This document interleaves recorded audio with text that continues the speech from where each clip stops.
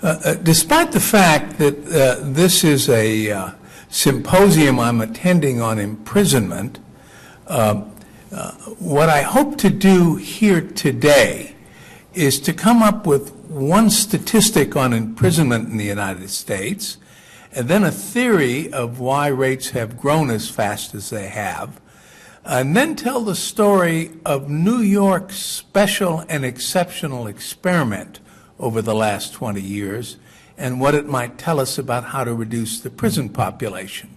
So, like everybody does on crime, I'm going to try and change the subject, in this case from prisons to police, but if the statistics are as compelling as I think they are, I will be forgiven. The first statistic which is important when we look at an American imprisonment rate, which is roughly 500 per 100,000. Those are just long-term prisons. That doesn't even count jails. And it is by far the highest in the developed world, and indeed the highest in the world anywhere. But the interesting thing about that 500 per 100,000 statistic is that this is not a chronic American condition which is as old as the Republic. Instead, the imprisonment rate in the United States up till about 1972 was closer to 100 per 100,000 than 500 per 100,000. So the 35 years after 1972 produced 4/5 of the current situation in mass imprisonment in the United States. And while that's very dramatic, it's also good news, because what it suggests is that the causes of mass imprisonment are both superficial and recent. But what are those causes? Well, here comes the theory. What happened in the United States was that concern about crime increased with the growth of violent crime between 1965 and 1975. And with that concern about crime came the notion that there was, in essence, only one thing that Americans could do about it, and that was to imprison people and to keep them locked up for long times. The theory was that with high-rate criminal offenders, the only options were incarceration or to tolerate higher crime rates. And under those circumstances, without a plan B, the United States then went into a mode of investing in crime control which didn't increase police and vastly increased prisons. Crime went up, then down, then up, then down, but no matter what the crime trend was, the imprisonment trend was extraordinary and upward. Okay. From 1972, that takes us to the period after 1990. And the statistics in the 1990s on crime were the most encouraging ones that Americans had ever seen in the post-war generation. In the decade of the 1990s, crime dropped by about 40% in the United States. Now, the funny thing is, even though crime rates were dropping, the imprisonment rate kept going up. From 1990 to 2009, which is where I'm going to be comparing national and New York figures, the crime rate dropped about the 40% that it dropped in the 1990s, but the imprisonment rate went up 65%. And the people who had thought that the only thing we could do about crime was to imprison more offenders said, you see, it must be working. The problem there is with the experience of the city of New York. The city of New York, in the middle of a very substantial crime problem, committed itself to increase its police force between 1990 and 1999 by 41%.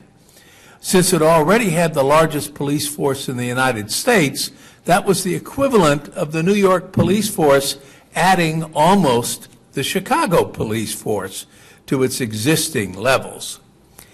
And as a result of that, and we'll talk a little bit more about that, over the next 19 years, the city of New York experienced a crime decline like nobody had ever seen in the United States. Instead of the 40% that the nation had, it was 82 to 87%. Murder dropped 82%. Burglary and robbery dropped 85 and 84%. Auto theft dropped 94%. The interesting thing about that is that it was police and police strategies that produced that decline. Well, didn't increasing imprisonment add to it? Oh no, because New York City was the one place where the number of people incarcerated over the period 1990 to 2009 didn't go up the 65% that it went up nationally. It went down 28%. So that the difference between New York's imprisonment levels in the 2000s and the national trend, if it had followed that national trend, were 58,000 fewer people who were imprisoned. But wait a minute. Where did all the criminals go? If they're imprisoning fewer people and the crime rate is down 80%, did all the criminals move to New Jersey? No, they didn't. I'll tell you what happened. What happened is that crime is, I've got to use some social science here, a little bit more situational and contingent than we thought it was. The assumption behind imprisonment was unless you lock people up, they will continue to commit crimes. With more police on the streets, with having them focus on hotspots, with having the police much more aggressive, we had the same number of people who used to commit a lot of crimes. Population didn't change much at all. What changed was the crime rate. And that was wonderful news for everybody who lived in New York. It was bad news for imprisonment in a very interesting way. In 1990, the statistic about people released from prison back to New York City was that 28% of them were reconvicted of a felony within the first 3 years that they were on the street. That was a good index of how much crime they were doing. And the answer is they were doing a lot. But the same statistic, people coming back to New York City from prison, indicated after the general crime rate decline that only 10% of the people released from prison were reconvicted of a felony within 3 years. So what that meant for the city was a lot fewer crimes, even from people we used to call high-rate offenders.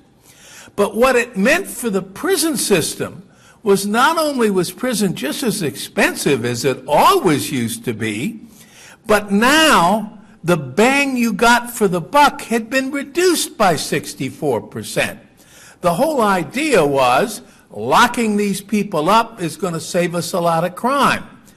But the difference between that 28% high crime rate and the 10% much lower crime rate meant that every dollar you were spending to build prison cells was preventing 2/3 less crime than it had before. So police got more effective, prisons got less effective. And what that meant was that there now is a plan B. we can just as easily invest in policing and save not only the cost of imprisonment, but also the pains of imprisonment in communities. And if that isn't good news, then I'm in the wrong field of inquiry.